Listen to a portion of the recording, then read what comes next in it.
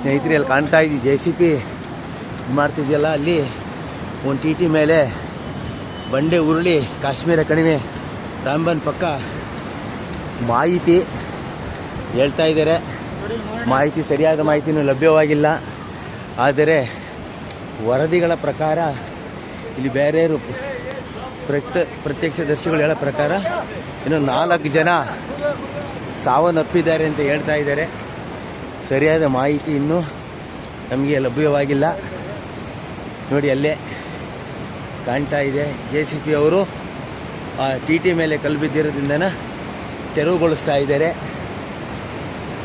ಭಾರೀ ಮಳೆಯಿಂದ ಕಾಶ್ಮೀರ ಕಣಿವೆ ನ್ಯಾಷನಲ್ ಹೈವೇ NH-44 ಈ ಕಣಿವೆಯ ಮಧ್ಯದಲ್ಲಿ ಭಾರೀ ಗಾತ್ರದ ಕಲ್ಲು ಆ TT ಗಾಡಿ ಮೇಲೆ ಬಿದ್ದು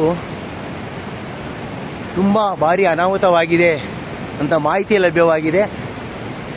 ಏನಾಗಿದೆ ಅಂತ ಮಾಹಿತಿ ಮುಂದೆ ಪತ್ರಿಕಾ ಮತ್ತು ಸಾಮಾಜಿಕ ಜಾಲತಾಣಗಳಲ್ಲಿ ತಿಳಿಸ್ತಾರೆ.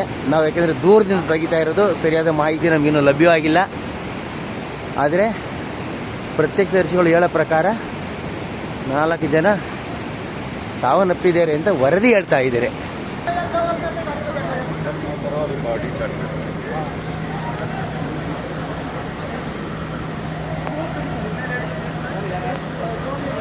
इसमें 2 है, 4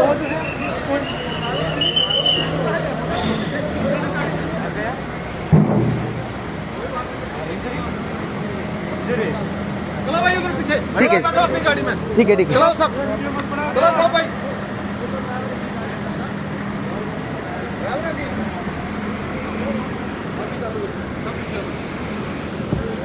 भाई पत्र आएगा गाड़ी में बैठो. चलो ಬರ್ರಿ, ಬರ್ರಿ, ಬರ್ರಿ.